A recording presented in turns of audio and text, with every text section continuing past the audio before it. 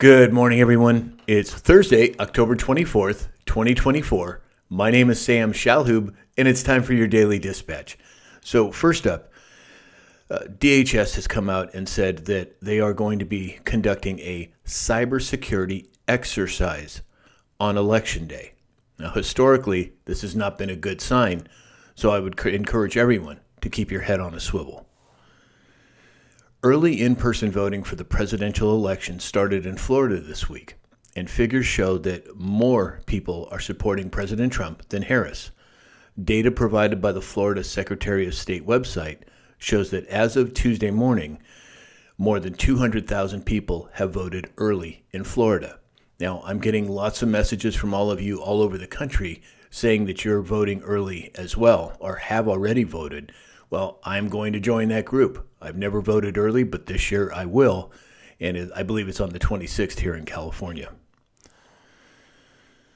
A ruling by Georgia's Supreme Court on Tuesday meant that an attorney representing one of President Trump's co-defendants in his election interference case could force Fulton County District Attorney Fani Willis to hand over documents and money. Boy, talk about a boomerang. U.S. existing home sales slumped to their lowest since 2010. We all know the switch is coming. In fact, I think it's here in many respects, and this is just another sign of it.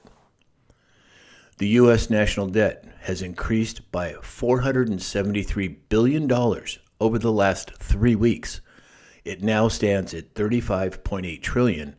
That's $103,700 of debt for every American. Simply unsustainable.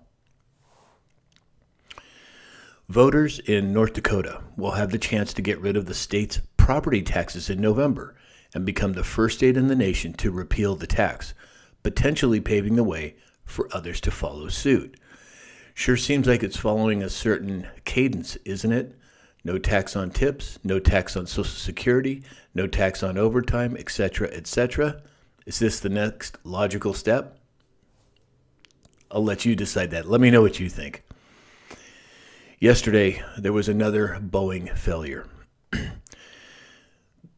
They had a 15,000-pound satellite. It was called the IS-33E.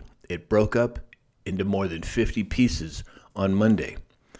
The orbiter was operated by the international satellite service provider Intelsat, which provided communications to nearly 150 countries.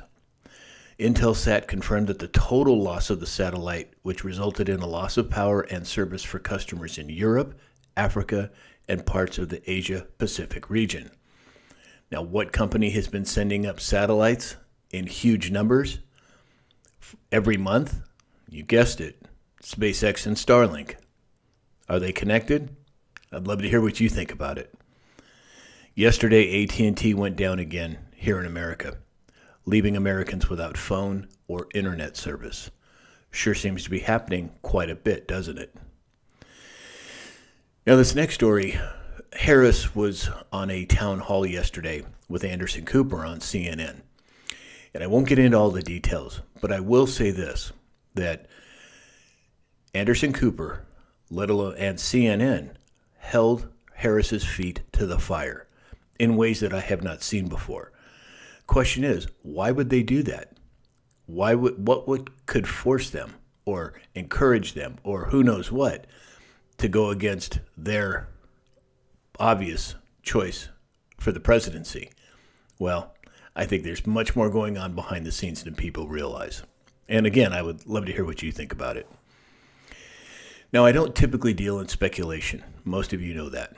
But there's enough chatter on all the news wires in the last 12 hours that something significant is going to happen in terms of the Harris campaign and them not being able to overcome whatever is going to be released.